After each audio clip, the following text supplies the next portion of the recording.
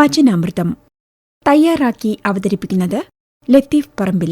ജീവിത നൈരാശ്യം ബാധിച്ച് ജീവിതം അവസാനിപ്പിക്കാൻ തീരുമാനിച്ച ഒരു ചെറുപ്പക്കാരൻ ജീവിതത്തിനും മരണത്തിനുമിടയിലുള്ള ഇടവേളയിൽ ദൂരെ ലൗഡ് സ്പീക്കറിൽ നിന്ന് ഒഴുകി വന്ന ചന്ദ്രകളഭം ചാർത്തിയുറങ്ങും തീരം എന്ന വയലാറിൻ്റെ പാട്ട് കേട്ട് ആത്മഹത്യയിൽ നിന്ന് പിന്തിരിഞ്ഞ ഒരനുഭവം വായിച്ചു കേട്ടിട്ടുണ്ട്.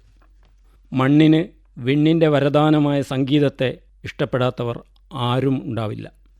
അക്ഷരങ്ങളുടെയും വാക്കുകളുടെയും സഹായത്തോടെ ആശയവിനിമയം നടത്തുന്നതാണ് സാഹിത്യമെങ്കിൽ സ്വരങ്ങളുടെ സഹായത്തോടെ ആശയപ്രകടനം നടത്തുന്നതാണ് സ്വരഭാഷയായ സംഗീതം. ഏറിയും കുറഞ്ഞും അതിൻ്റെ സ്ഫുരണങ്ങൾ ഓരോ മനുഷ്യനിലും ഉണ്ട്. പതിവായി സംഗീതം ആസ്വദിക്കുന്നവർക്ക് രോഗമുക്തി വരെ സംഭവിക്കുന്നു എന്നാണ് ശാസ്ത്രം പറയുന്നത്. വികാരങ്ങളുടെ ഭാഷയാണ് സംഗീതം. മനുഷ്യൻ്റെ സകല വികാരങ്ങളെയും ദുഃഖത്തെയും സംഘർഷങ്ങളെയും സംഗീതത്തിൽ കൂടി ആവിഷ്കരിക്കാൻ സാധിക്കും. സംഗീത സാന്ത്വന ചികിത്സ ഇന്ന് മറ്റു ചികിത്സകളെപ്പോലെ വ്യാപകമാണ്. മനുഷ്യർ മാത്രമല്ല സംഗീതം ആസ്വദിക്കുന്നത്. പക്ഷികളും മൃഗങ്ങളും ഒക്കെ സംഗീതം ഇഷ്ടപ്പെടുന്നുണ്ടെന്ന് പഠനങ്ങൾ തെളിയിച്ചിട്ടുണ്ട്. പശുത്തൊഴുത്തിൽ നേരിയ ശബ്ദത്തിൽ സംഗീതം പതിവായി കേൾപ്പിച്ചപ്പോൾ പശുക്കൾ കൂടുതൽ പാൽ ചുരത്തിയതായി കണ്ടെത്തുകയുണ്ടായി.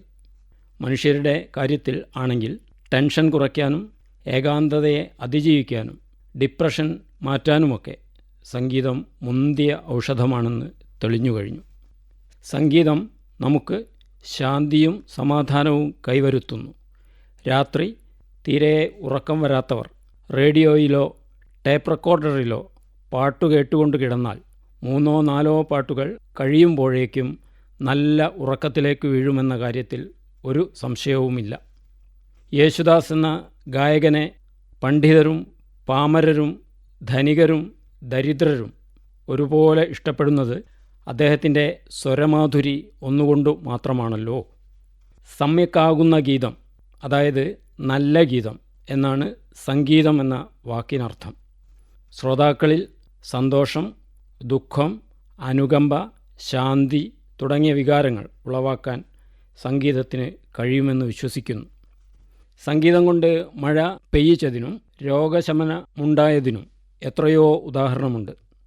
ശ്രുതി, താളം, ഭാവം എന്നിവ കൂടിച്ചേർന്നതാണ് സംഗീതം. സംഗീതത്തിന് കാലഭേദങ്ങളില്ല, അതിർത്തികളില്ല, ജാതിമത വർഗ ഭേദങ്ങളില്ല. വേദനയെപ്പോലും വേദാന്തമാക്കുന്ന വരദാനമാണ് സംഗീതമെന്ന് കവിയും ഗാനരചയിതാവുമായ യൂസഫലി കേച്ചേരി എഴുതിയത് എത്ര അർത്ഥവത്താണ്. വിരസതയകറ്റാനും ഉന്മേഷം പകരാനും പണ്ടു മുതൽക്കേ സംഗീതത്തെ ഉപയോഗിച്ചിരുന്നു. സംഗീതം നമ്മുടെ മനസ്സിനെ നിർമ്മലമാക്കുന്നു. നമ്മിലെ രൗദ്രഭാവത്തെ ശാന്തഭാവമാക്കുന്നു.